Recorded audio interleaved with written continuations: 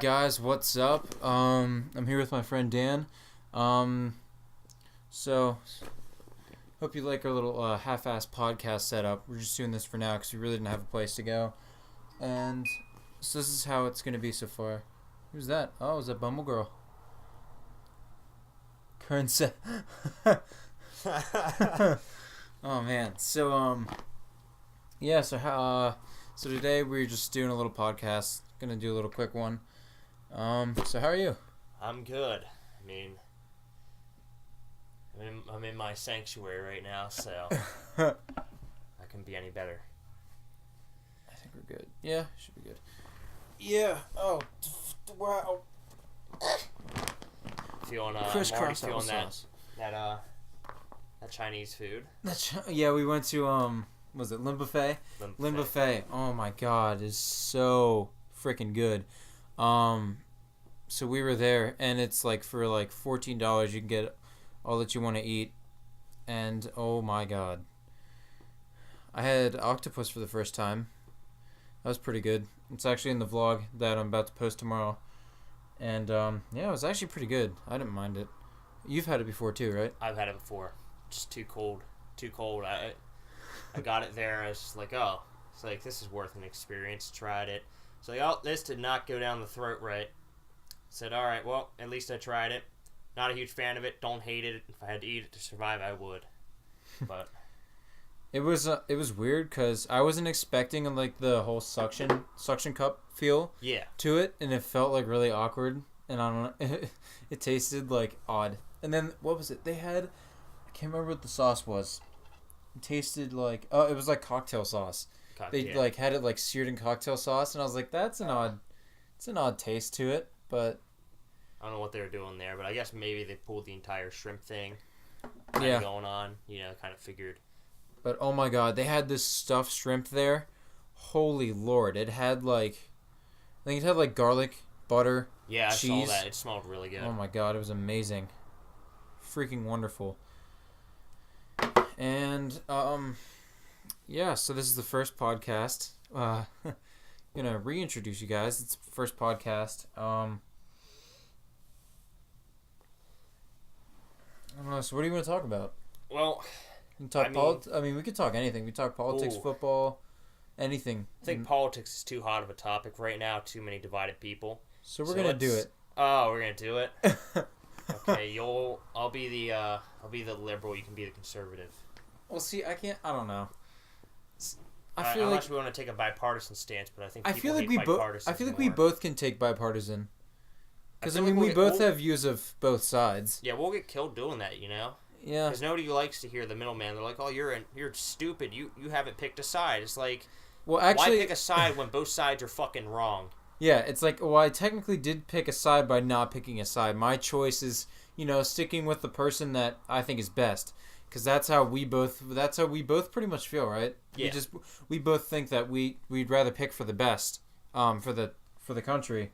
And then of course whenever you do that, people are like, why would you do that? Why would you not pick someone that aligns best with your views? It's like, well, there's a reason. You want to pick the person that's the best for the country, not solely for the person that you just think is the best fit for you. And so, I don't know, that's my whole 2 cents about it. I will say one thing about Donald Trump, and I don't know. It's kind of difficult. I don't know. Because I don't want to say if I'm for him, if I'm against him. And, of course, if you say you're for him, you're going to have a lot of people that are going to cheer for you. You're racist, right? Or you're a racist. Or if you go against him, you're going to have a lot of people that will come up to your house with guns. You're racist. Yeah. So you're either racist or you're racist. There's no right or wrong. But, I don't know. There's a lot of stuff, social reform-wise, that's probably not going by the greatest right now. Like the whole thing of... It catches me up. The whole thing of... him trying to defund like extracurricular activities in schools. Yeah, they're putting people in posts that don't know what they're doing, but yeah, these are people that have tons of stocks in each one of those things. And it's just like, we're concerned that they're doing it for the wrong reasons, but we got to have faith. Yeah. Because if we don't have faith in our own government, then we really aren't anything at all. We're just a collective. See, I feel like if we actually had more faith in our government, it wouldn't be as corrupt as it was. I mean, yeah, but then there's a following blindlessly as sheep. True. Type of thing. If we don't question, if we don't keep them under pressure constantly, you'll never figure out the truth. Yeah. Because if it's easier for someone to lie, we'll do it. Yeah. Yeah. I mean, look, what president hasn't found it easier to lie at times to get out of things? Or what politician, you know? They'll all do it. They'll all say, oh, well, I didn't know, or, oh, I was doing it out of the kindness of my heart here. Nobody wants to say, I was doing it for me. Yeah, they're not going to be like, oh, hey, I was just getting ahead in the office because I was doing it for the greater good. Yeah, right?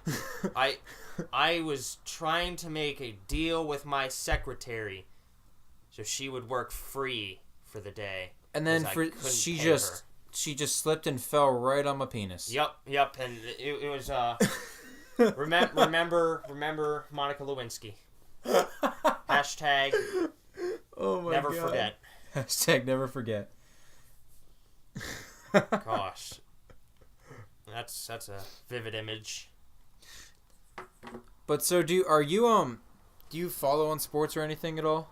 Yeah, sports going along with the politics thing has been kind of a blowout. The only thing I saw other than the politics and sports is I watched the Eagles game, that new recruit they got, that kick he made, 61-yard field goal. Yeah, dude, that's like I think at one point just very recently he was ranked as the best kicker because the fact that he launched a 61-foot for the win too. Keep that in mind. And thank God, because I'm an Eagles fan. But pulling off a bunch of those during practice too, is what they were saying. Yeah, and they were saying that. I was talking to a bunch of people. They're like, "Yeah, they're gonna have to sign him after this." They're like, "There's no way they're not going to sign him." He definitely made a name for himself. Yeah. And the fact that you're a rookie and you're kicking a 61-foot, a 61 yard, just the fact that you can get it within ridiculous. Within the range, and I mean, don't get me wrong, that was a close one. It was kind of lucky, but it was still within the range. It's not like it flew 10 feet to the right or the left of the field goal. Yeah, it was still obviously within the uprights. And okay, so I do want to talk about this though. The whole the Steelers, the whole thing with the Steelers not coming out for the anthem. That's actually the media screwing with us. Have you seen pictures? There's actual pictures of Villanueva is actually standing out. And in the tunnel, right? Or, yeah, the actual team is in the tunnel. He made a post about that. He said he feels regret that he didn't stand with the team when he did that. He said he just didn't firmly believe in doing that for the anthem. He just didn't want to disrupt the normal flow of things. He said if he had the choice to do otherwise, he would have went with the team and done that. But he said, I guess it was a lack of communication more so, or just I wasn't ready in the moment. Yeah. Didn't really specify. He kind of kept beating around the bush. Yeah. Hold on. I'm going to check my camera. I think it's still going, but let me just be sure. Oh, yeah, still going. Yeah, but the whole thing with that was the whole fact that they actually were sitting in the dome because it is actually against NFL law. Not law, but it's against rules, yes. It's against NFL rules to actually not stand for the anthem. Actually, I have the rule here. I thought that's the rule they wanted to be made.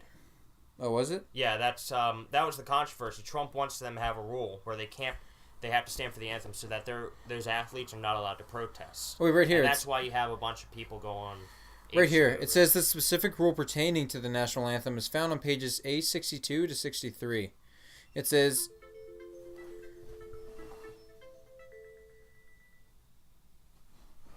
sorry about that. It's saying, it says the national anthem must be played prior to the NFL game. All players must be on the sideline.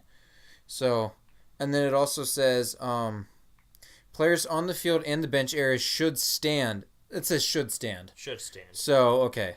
Yeah, so my bad.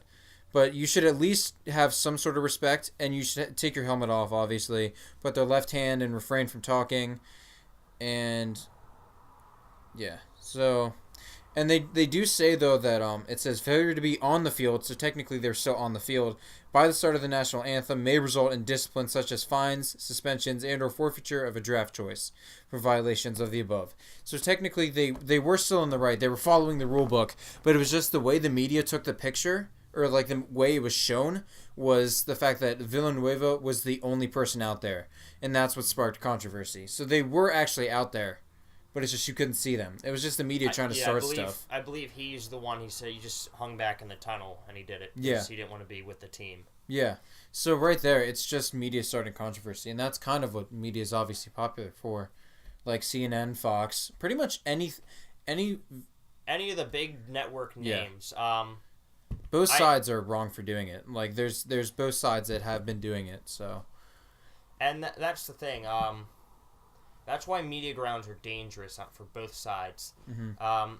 Liberals often control a good chunk of most of the other media networks, but for conservatives, they're more kind of force-fed this just one network kind of thing. Yeah.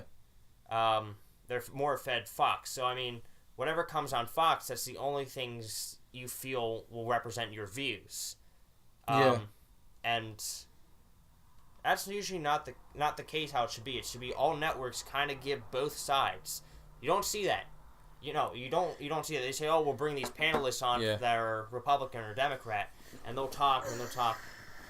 But you see them constantly trying to sway a narrative towards one side. Oh yeah, you'll see it. They'll constantly be caught with it. Like, of course, it's always funny whenever people say, "Oh, you get your news from iFunny." Well, then what are you, stupid? No, but there's a lot of stuff that I follow on iFunny that's like both right and left wing. That shows like you'll have reporters like egging on the people that are on the show. Like that'll be like there's a reporter talking to a black person about why they feel like they're being oppressed, and the black person will be like, what are you trying to do? Like, we're not being oppressed in this situation. You're just trying to flip this around to make it spark controversy. So it happens all the time. Mm-hmm. And it gets ridiculous because it's just like, give us a straight up story. You were caught lying or caught trying to sway this, so just get back to the story at hand and do it properly. Don't kind of half-ass it or make it seem like you're being like a little shifty asshole, because it's not fair to have the people that live in this country to not be fully informed the proper way. And exactly. It sucks. There's that saying, kind of open your mind to things. Be willing to see a different point of view. Yeah. If you're just wanting to come at something and argue it and yell because you're so set, you're right, you know everything, you know that you are on some sort of moral high ground, that you have God on your side, or that you have this on your side, or that you know this is the best for this. Maybe not for somebody else. Maybe that's not how they see it. Maybe that's not for their situation. Yeah. Everyone's in a different boat, a different situation, but in all, we're all in the same ocean. Yeah. We're all sailing the same ocean. We're all afloat. Yeah. And some of us will sink, some of us will swim, some of us will drown. Yeah. It's what we can do to prevent from getting, to any point. Mm-hmm. Political fire right now, it's hot. We've never seen a man that has really shit on the code of kind of like, well, I hate to say shit, but he literally has taken a shit on formalities of the president. I mean, you're like, oh, he's gonna do this nice, and the next day you're just like, wow, what the Yeah. And then you're like, well, he can't say anything worse than that. What does he do at 3 a.m. in a tweet? He blows it. You're just like, wow, he just said that. And I was like, well. See, that's the thing. I think it's also because he wasn't brought up with a political background. He came in as a businessman. He originally switched sides. From what I've kind of seen it is he was more in the past Democratic. Yeah, he's stated before that. When his relationship really kicked off with he used to be friends with the Clintons too. Yeah, he was friends with back the in like the 90s or something like that, like late 90s, early 2000s. And also he did say, I remember at one point he had a quote and he said that if I were to ever run for president, I would not run on the Republican ticket. And obviously that changed. Yeah. And it also very well could have been because he knew he could have beaten people out being on the Republican ticket. He's not dumb. He knows how the politics go. Yeah. I think his biggest fear, people said, oh, he's not right mentally or anything. Look, if you're in a situation where you already had economic growth coming and you could either make it better, it'd just be like, hey, you're going to do this, but you're only going to be remembered for pulling off a couple regulations here and there. Yeah. His point is, he was a successful businessman, yes. Mm-hmm. But what legacy will you have? If you're a president, you'll have a legacy. You'll have something you're remembered for. Well, what if you go down as the president who was willing to speak his mind, willing to say things that were so controversial?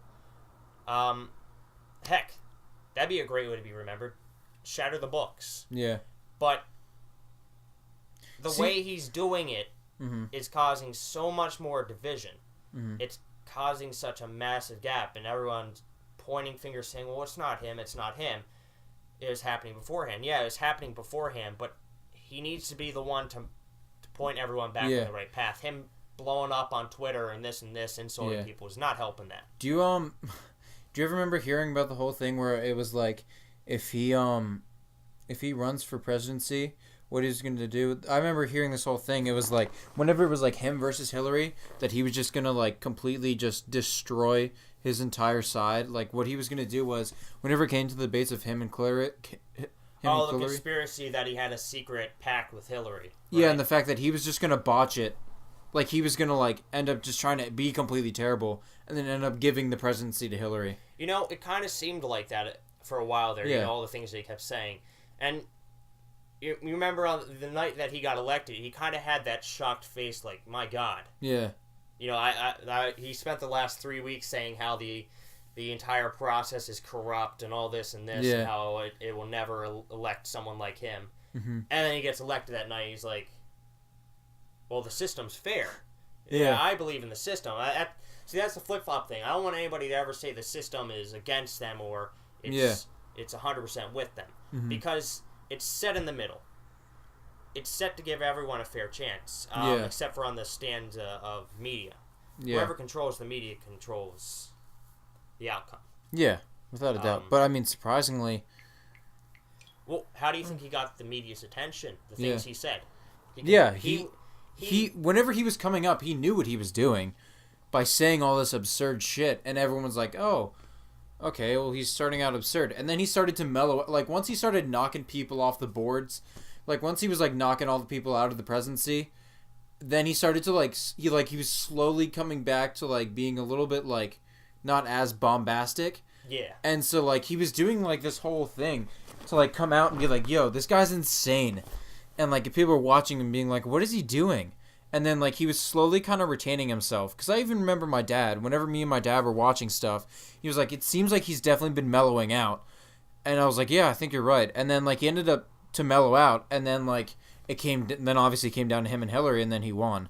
I think it was because he was acting like a freaking buffoon sometimes. I can tell you, from a point, I've talked to many of the middle ground families that lean conservative, and funny enough, they wanted Bernie.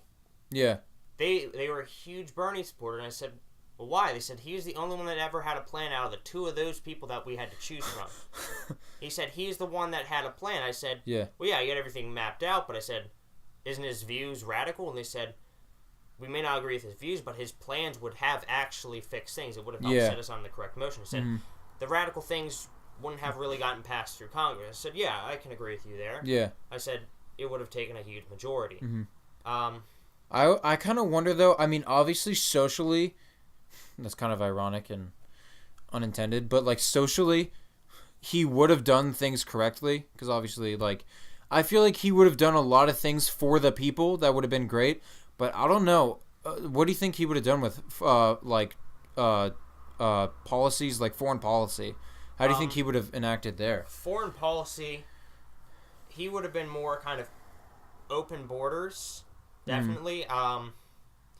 He would have tried to push some trade deals, but at the same time, I feel like Bernie would have actually put the clamp down.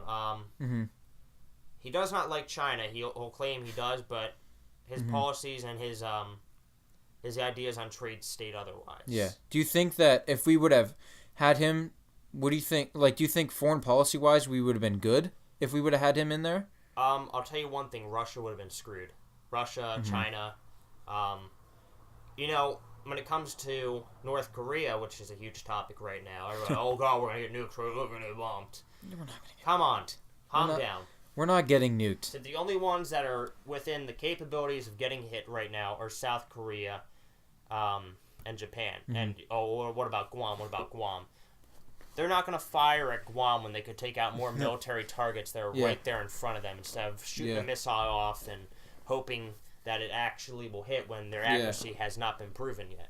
I don't remember if it was you and I talking or if it was me and someone else, but North Korea actually only has, I think it was you, North Korea actually only has 3 weeks of reserves. 3 weeks, yes. 3 weeks of reserves. So they would have had to have done some shit pretty quickly. All their military action has to be done in 3 weeks. And everyone said, well, why, they're just going to fire the nukes off. No, the nukes are a last resort thing. That's called getting to the bargaining table once you shoot artillery.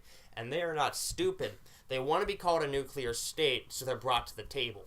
They want to be called a nuclear state, so that way they're an example. They can say, oh, we defend ourselves. Yeah. And the North Korean people will follow in line.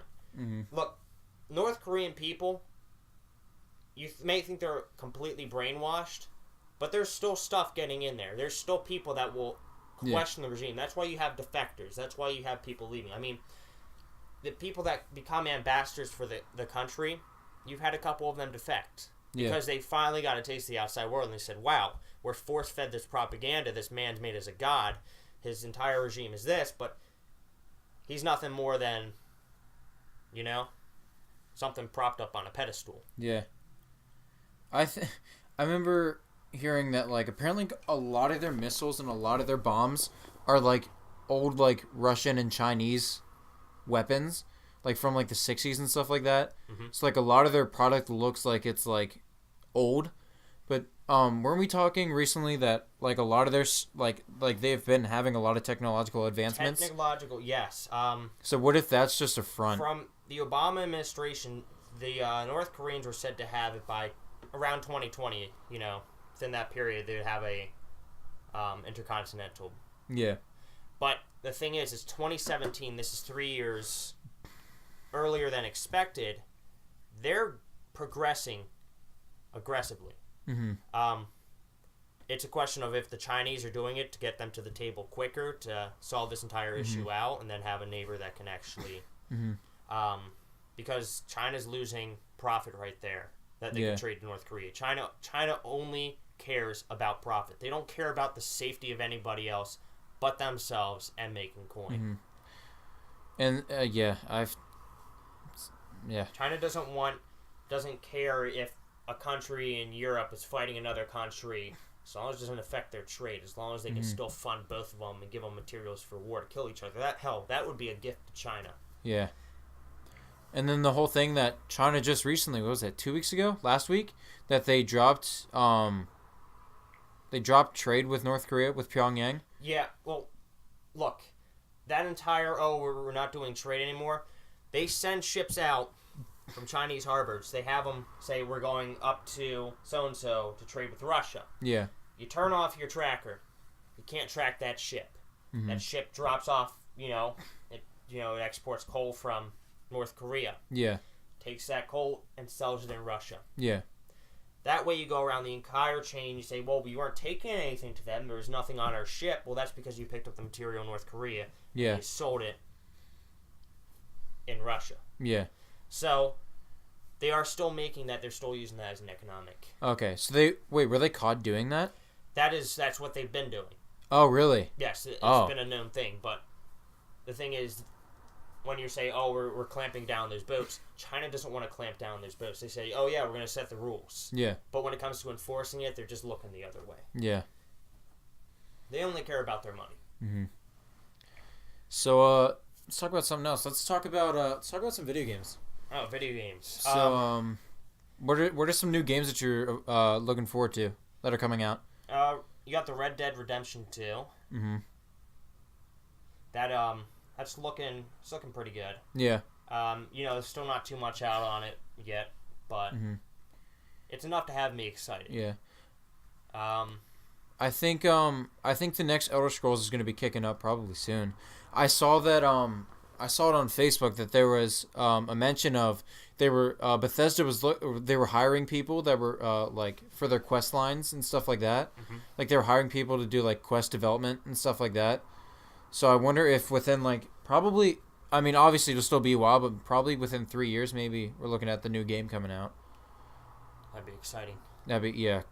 But I mean, obviously they're gonna wait till because they pretty much recently just revealed Morrowind for ESO, Elder Scrolls Online. I think, like I have a lot of friends that are very big into video games, obviously, and they always say that probably what Bethesda will do is they're gonna let ESO die down, and then I mean obviously with any video game series, they're gonna have their biggest game, wait till it dies down, and then just be like, all right, well here's the next game, boom, and then just drop it, and then do it that way. I'm hoping they make the right choice when it comes to that. Yeah. Because they've made a few sketchy choices when it comes to that series. Mm-hmm. I mean, what? Here's Skyrim. Here is Skyrim now remastered, and now the E3 they're like, oh, here's Skyrim remastered for VR. It's like, guys. Although, see, that's the thing. Yeah, I think what they're doing is stop baby feeding us. And see, yeah, I think what they're doing is they're kind of just like little by little they're feeding us out. They're holding us over, and then they're just gonna unveil frickin' the new ESO. I really am hoping. I mean, it was great to see Fallout 4 when that finally came out. Oh yeah. It was long awaited. Yeah. Okay. So. Hello. Damn, I need to ask you a question. Yeah, go on. Tonight? Can Dad use your car tonight? So I'm about to head out somewhere. How long does he need it? He's gonna need to come in from work, and he needs it to take me to work tomorrow. Yeah, in the morning, yeah, he can use it. All right. But sorry about that. Sorry. Where were we? Oh, the next one. I think yeah. So obviously they've been babying us a little bit, and then eventually they're gonna drop. I'm really curious. Honestly, I just want to know what it's gonna be about. I mean, obviously with everyone they want to know what it's gonna be about, but I remember hearing so many people that they were just gonna be like, oh, it's gonna be Valenwood. Oh, it's gonna be Valenwood, about the elves. And then I remember talking someone, and then me and my friend were talking. And I was like, "Yo, what if they make it about the last snow elf? Or wait, was it snow elf? Were the snow elves were the ones that they wrote their names down in like the books, and then they were all killed. They're all decimated. Wasn't that the dwarfs? I thought. No, that was the snow elves. Because then that's why the snow elves were the ones that went underground and then became the Falmer. No, but that was those were dwarven ruins. The dwarves did it, and then they disappeared. And the Falmar kind of just yeah, because they were the mutation of them. Yeah. Was it dwarves? I don't remember, but I remember there were. But like I think it was the dwarves. It was the last dwarf that lived was like. Yeah, it was like what if they followed his lifeline? Like if it was a game based solely on one character, like the campaign was based on one character.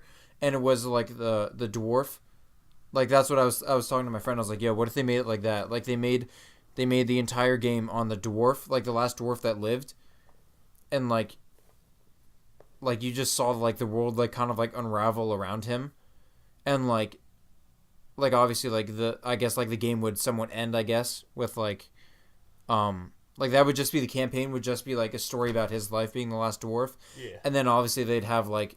Maybe like a different game mode, like another kind of like you'd play like almost like ESO, like you play with like a database of other people on like these certain areas that you can play on, but like it'd be kind of more developed for like a story. Like it wouldn't be developed like ESO where it's just massive servers like that, but it would be like you could still play with other people, but it'd be more so designed kind of as like a campaign, but like a separate campaign.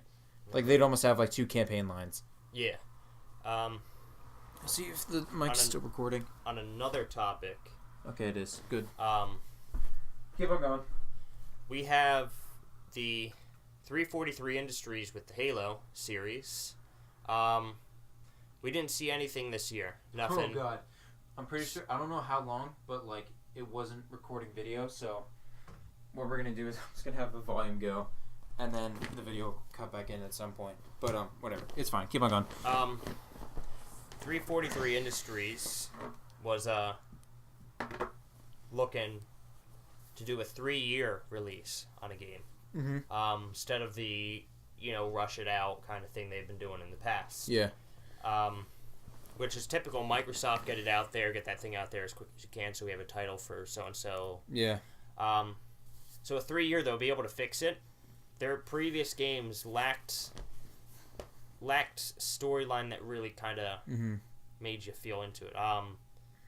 Halo 4 was alright. The multiplayer kind of felt lacking. Yeah. Halo 5 added new multiplayer things that were controversial. And the storyline, it had good elements, but the way it was put together, it felt just, hey, we're quickly just throwing this stuff in there real quick. It left you with, as a fan, more questions and more things that you felt incomplete with by the end. You just felt like it was so incomplete in spots, but it had so much potential to be something bigger. We did see with Halo Wars 2 when it came out. That's a pretty good game, pretty good sequel to the first one. Story, excellent. It is the best story I've seen from them for a while. Because they changed the narrative up on how they're going to do it. They're doing kind of a one-sided, one-focused kind of storyline and narrative there. They added a cool new enemy, which I hope they don't kill off, because they did that to another character. I mean, at the start of Halo 5, you saw, a villain they built up over just background lore, killed off right there in the start of the game. It's like, okay, great, you just killed off someone stupidly right there in the beginning. But it feels like there's no villain. The villains they try to make, which I'm not trying to put spoilers in there for anybody that hasn't played anything previous.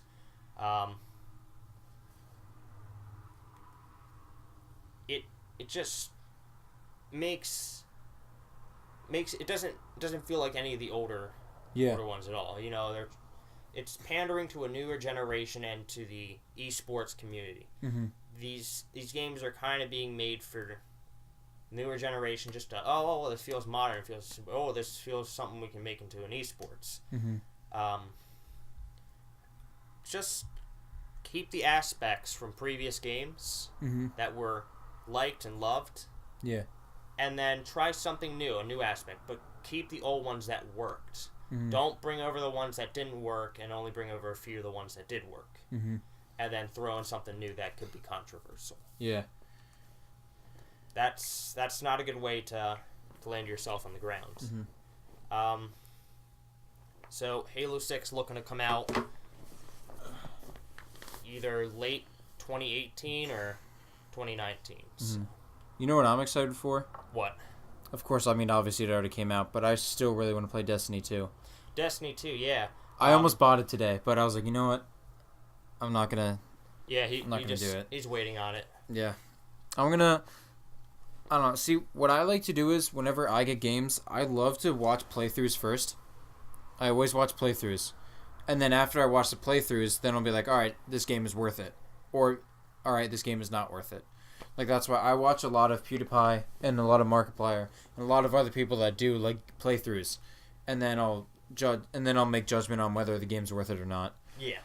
Because it's just like, I don't know. I prefer honestly to see how the game is first, because I don't want to buy it and then end up selling it back and be like, oh, or not even be able to sell it back. Like if you get it through the App Store, not the App Store, but like the store through Xbox, and it's like, oh, well, you can't return this product now, and you're just like, all right, well then I wasted $60. And so that's why I like to look at my games first and then make the judgment. Because you don't want to make that bad judgment and then be stuck with it. Yeah. And like also like if you buy the game through, and like obviously you can go through like eBay and like all those other ones and get pretty much exactly cost for it, like what you paid for it. But still, I mean, it's just kind of like, it's kind of a bummer whenever you're excited to get a game. You're like, yes, I'm so excited to finally play it, and then you buy it and you're like, well, that was the dumbest thing I've ever done. And then you're just like, well, I'm stuck with this piece of shit now. And basically Destiny 1 in the start, you're like, wow, this is the shell of a game. And I was like, well, that's how it's supposed to be. And yeah, I'm still going to play the heck out of it because I've got nothing better to do. Then I got addicted, and then... Yeah, I just picked up Destiny 1 again recently. Like, I just picked up, like, started playing it again. what was it? I think like a couple months ago, I got the version. It was like for $30. I got the very first 3 DLC and then the game itself. And so I just don't have Rise of Iron. That's the only one I don't have. Not missing out on much there, but Really? it's just a light level. The previous expansions were more fun. Rise of Iron, it had a new raid that really, the raids were known for adding things that you had to think about, things that you all had to cooperate with. It was all about teamwork. Yeah. That and all about using Destiny Raid Finder or something like on the lines of that. And, dude, I love doing the raids. They're so much fun because, like, if you're just like, yo, I'm looking for some new gear, and then also if you pop on like some of the stuff in the inventory where it's like, oh, the possible chance of getting an exotic engram after you kill a major, if you just like throw one of those on there while you're doing a raid, or like doing like a level or something like that, where you have to kill like an ultra, and then like getting those, and then you get like all those engrams, it's always like an awesome feeling because you're just like, that was like so worth it. But like, I don't know, I remember the very first time I played it, I got the demo version, and then obviously I was like, alright, well then I'm going to get the game. And then I started to play the game, and I remember whenever it capped you at like, what was it? I think the very first version, didn't it like cap you at like 9. Like you at 9 for the beta, I believe. But then what was it after the beta? After the game came out, didn't it cap you 25? 20. Yeah. And then, the raid came out, you could go up 4 more levels. Yeah. They always added more, like 4-some levels each time. 4 to 6. And now it's just like you go to 40 and then you add light, which is cool. I like that aspect. Now, granted, it kind of sucks that you can't keep on leveling up, but I mean, the fact that you keep on adding light, I think, is really cool. Yeah, the light's kind of, it gives you something to constantly work at. Yeah. Well, anything else to talk about? Yeah, should we wrap it up? It's been like 47 minutes, I think. Yeah, I think we should about wrap this up. All right, well, thank you guys for watching. That was a really cool time. I'm definitely going to keep on doing these now that I have a microphone, and also now that I have, like, know what I'm doing now. And soon I'll be getting some better video editing software, so instead of me using Windows Movie Maker, I can actually get, I'm going to be getting After Effects, so that'll be really nice. And thank you guys for watching. It was really great. It was really fun talking. Yeah, it's a good time. And I hope all of you have a really great day, and deuces. And I'll see you. I'm actually uploading 2 videos tomorrow, Saturday, the 30th. The 30th. I'm uploading 2 videos. I'm uploading this, then I'm also uploading a vlog from today. And if you guys could go watch it, like, comment, subscribe, check out the links in the bottom, all that jazz. And yeah, I guess that's it. All right, talk to you guys later. Peace.